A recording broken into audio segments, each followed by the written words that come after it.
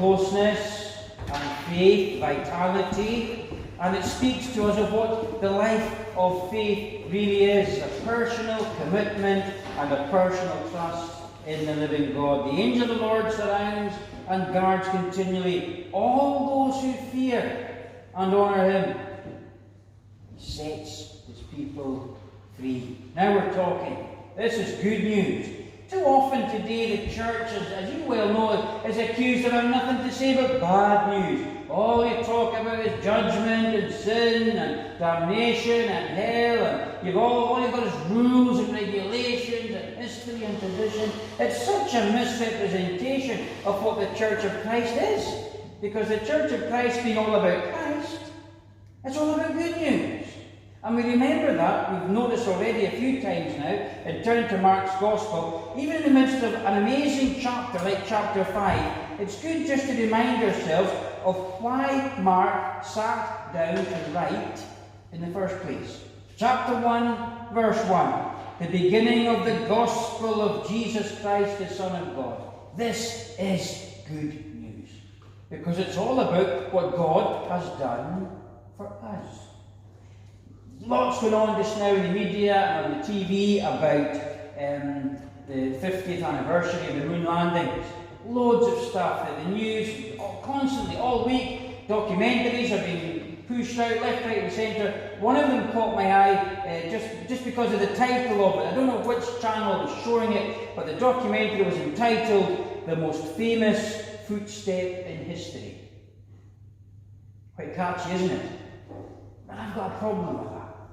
The most famous footstep in history? I don't think so.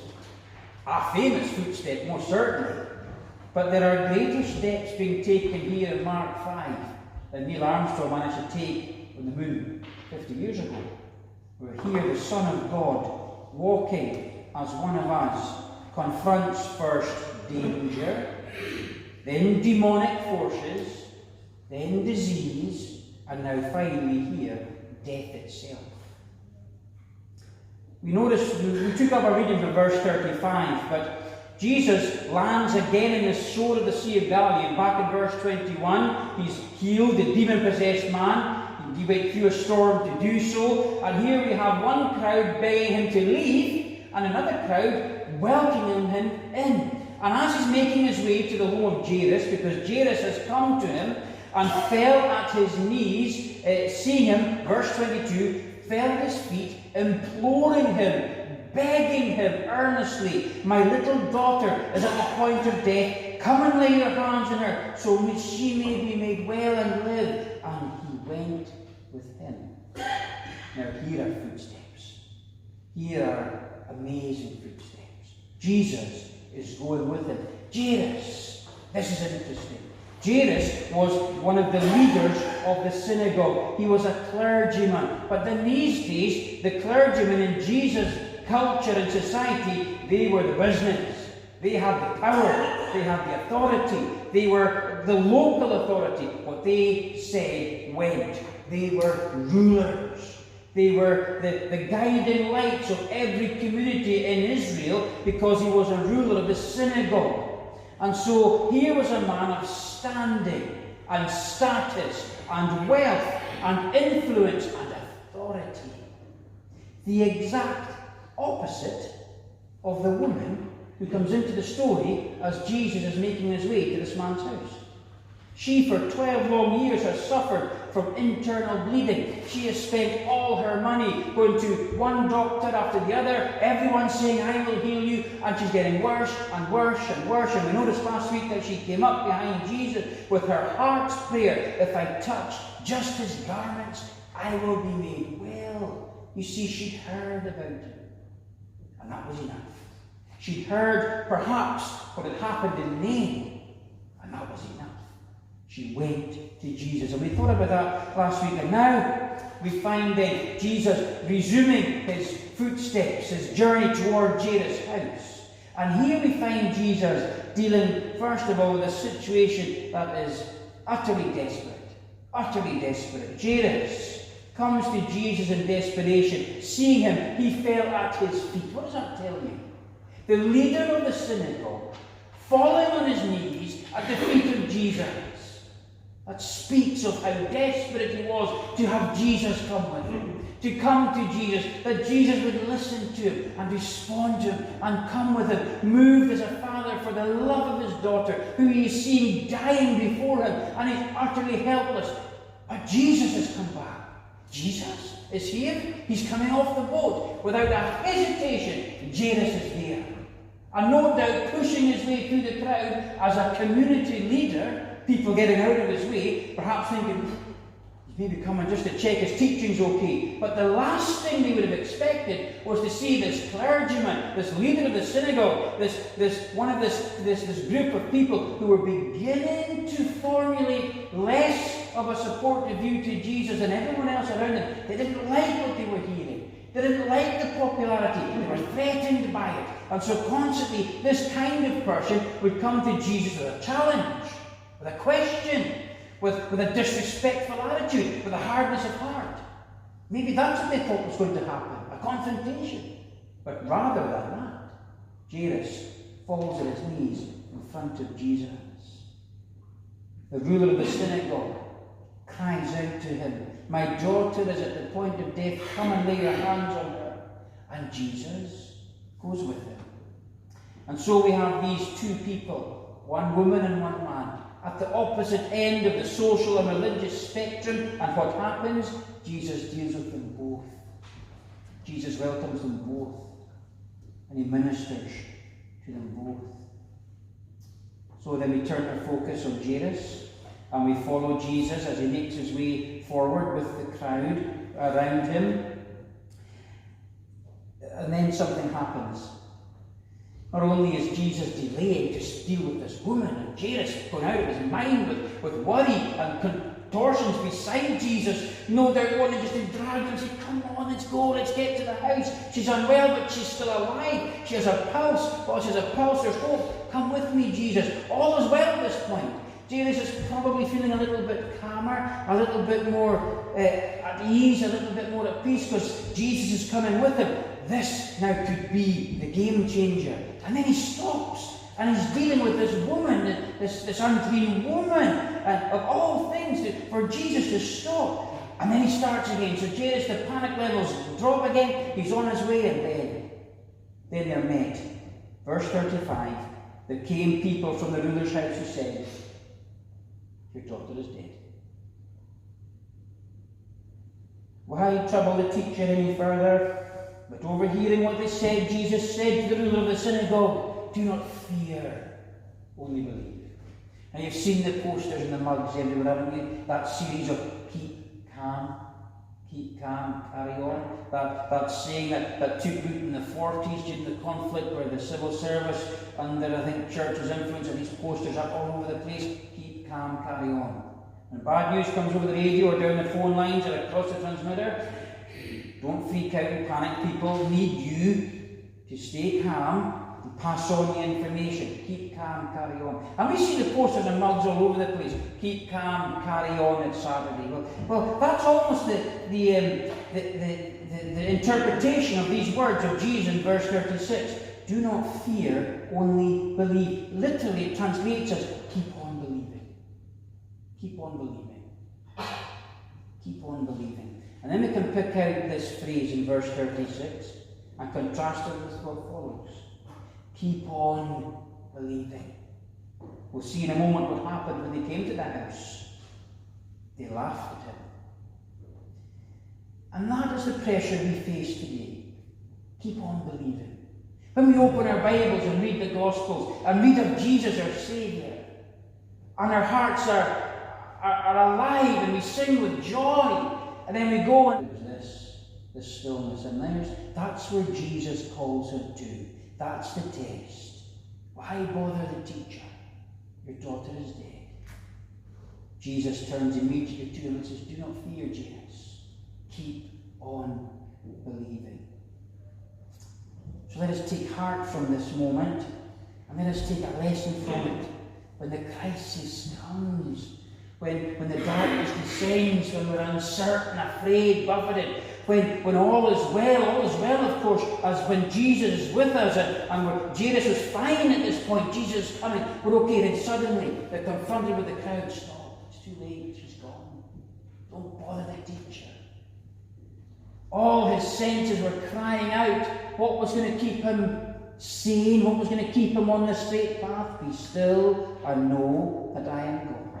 Let us today also come with our needs. Our needs will vary. The pressures we face will vary. The difficulties each of us have to deal with, the pressures and hardship we've had to deal with and be confronted with in life, it will vary for all of us. Some of us will have to deal with hardship that would crush others. We don't know the hearts and minds of what's going on in lives around us, but Jesus does. The things we so often call circumstance are from heaven providence. And here at this moment is Jairus with all his senses screaming out and not knowing what to do. And Jesus is saying, do not fear, keep on believing. It's a scene of desperation, and what changes it is Jesus Christ. Because we see secondly his disposition. Does he stop? Does he say, Jairus, I'm sorry, we didn't get there in time? No, he doesn't. He allowed no one at that point to follow him except Peter, James and John. And they come to the house of the ruler of the synagogue, and there's a commotion. There are people weeping and wailing. Some time has passed since Jairus left the house because the professional mourners are now here. They were people who in Jesus' day would be hired by communities or families to come along to literally create an atmosphere of sadness and grief, and that's what they're doing. They came and there's a commotion. People are weeping and wailing loudly. They're there to add comfort in some way because they're adding a weeping and wailing. It's a scene of bereavement and grief and sadness. The death has done its work again. And what do we find Jesus do? He entered and said to them, why are you making a commotion? Why are you weeping? The child is not dead, but sleeping. And they laughed at him. Isn't it amazing? The Son of God, who just recently has raised a young man from the dead in the name, who has stilled the storm on the sea, who dealt with demon possession and has healed this lady and is now coming in to be confronted with death itself, and they laugh at him. They laugh at him.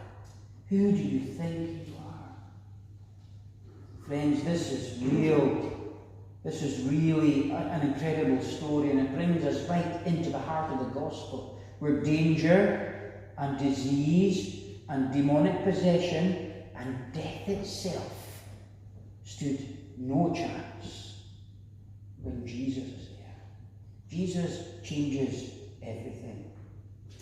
And so, having given to Jairus words of faith in verse 36, keep on believing. He now here says in verse 39, the child is not dead.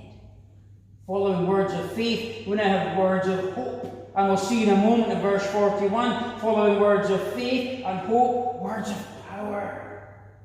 Little girl, I say to you, arise. And immediately the girl got up and began walking.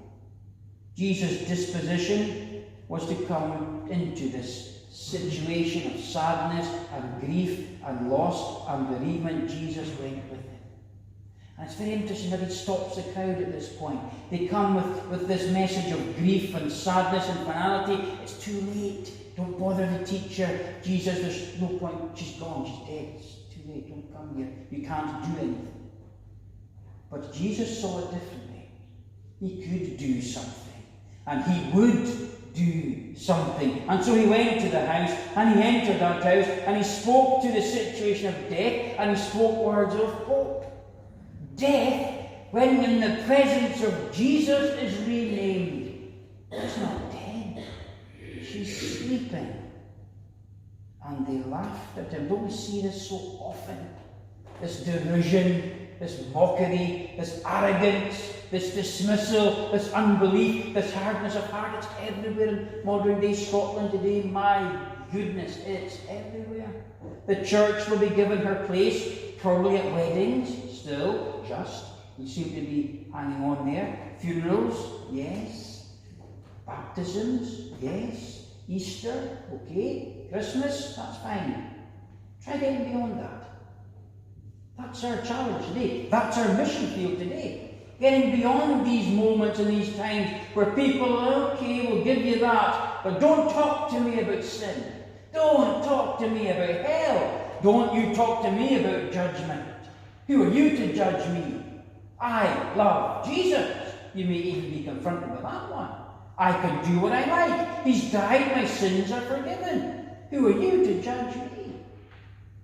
People nowadays, sadly, are beginning to turn the message of salvation not into a message of the forgiveness of sin, but what Jesus can and will do for me. It's all about me and what I want to achieve and my aspirations and my intent to live life to its fullest and conduct myself as I see fit. There's a sad and tragic change coming in somehow into the message of salvation itself. It's just another level where the devil's trying his best in his fanatical opposition to the gospel to trip us up and confuse us and keep us from coming to Jesus in faith and humility and trust. They laughed at him. When you see this, turn on your TV, watch the comedy channels, open the newspaper, and you'll see people time and time again with almost a sneering dismissiveness when anyone takes a moral standpoint on the basis of faith in Jesus. You don't need to look far to find this self-same, sneering derision. It's alive and well in churches and in communities, towns and cities across our land today, which is why we need to rise above it. Humble yourselves under the mighty hand of God, that he may exalt you in due time, casting all your care upon him, for he cares for you. You see why it's so important, going back to the beginning? Be still and know that I am God. We're going to pick up that theme tonight when we turn to the Old Testament, 1 Kings and chapter 8. We're going to find Solomon in all his pomp and glory as the king of his people, falling on his knees in acknowledgement of the King of Kings and Lord of Lords, a place of stillness. But we don't need to worry about the disposition of God toward us. He who did not even spare his own son, but delivered him up for us all. This is our God. This is our gospel. So we have reason to sing. The most famous footsteps in history on the moon 50 years ago? I don't think so. Significant, yes, but not the most famous. Here we follow in his footsteps to Jairus' house, and we find finally a situation of desperation and death. We find it transformed. Transformed. Jesus nowhere avoids a difficult situation.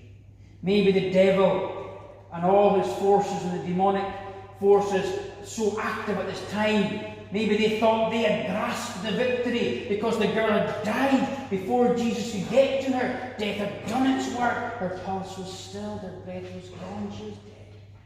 What did Jesus do now? Jesus would transform that situation of grief and sadness. Talitha Kumai, little girl, I say to you, arise.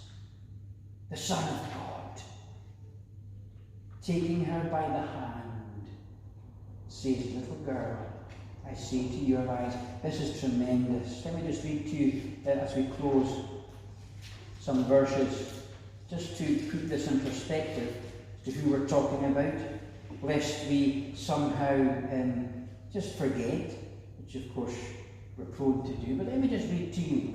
Who took this little girl by the hand? Listen. He, Jesus, is the image of the invisible God, the firstborn of all creation. For by him all things were created in heaven and on earth, visible and invisible, whether thrones or dominions or rulers or authorities. All things were created through him and for him, and he is before all things, and in him all things hold together. And he went into where the child was and took her by the hand. This is our Saviour. This is our song. And so we praise him all the day long. He confronted a situation of death. He was too late in the eyes of the world. Jairus, we never hear from again. He's in the background. He's brought Jesus to this place of death. But Jesus turns that place of death into a place of life and vitality and joy and hope because of who he is, the Son of God, our Saviour. He had made all things, and by him and through him all things are created and held together, and through him nothing is made that is made. To him the death of this little girl was something to be transformed, and he did. Even death itself could not deny Jesus, the Son of God, but the world didn't like that. The world didn't like Jesus coming into this place of death, this home that had lost the little one, and saying, keep on believing. Why are you making a commotion? She's not dead. They laughed at him. They didn't believe that Jesus could do anything. And so Jesus dealt with them as he saw fit. He removed them. He expelled them. He put them out. This room was no place for mourners because death would not be here for much longer. His compassion and power we see in his words are wonderful and moving and inspiring. The Son of God takes her by the hand. Little girl, I say to you, arise. And in that moment, death is banished. And she's brought back to life. This is the good news. It's all about Jesus Christ. Whatever we do here, however we go about our business, however we try and discover and reinvent the wheel, we'll always have to keep this focus. We can never move away from the fact that it's all about Jesus. Yes, we might slap paint around and adjust our seating and put in a new kitchen. It's wonderful to do these things. But it's all about Christ.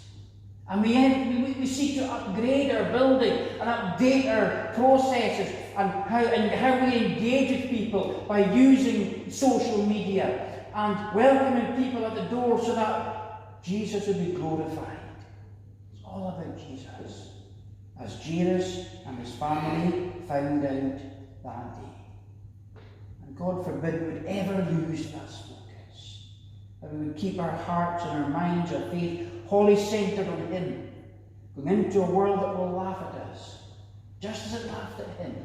And because they laughed at him, we should expect them to laugh at us. And we accept it as part of the course in our walk with Jesus.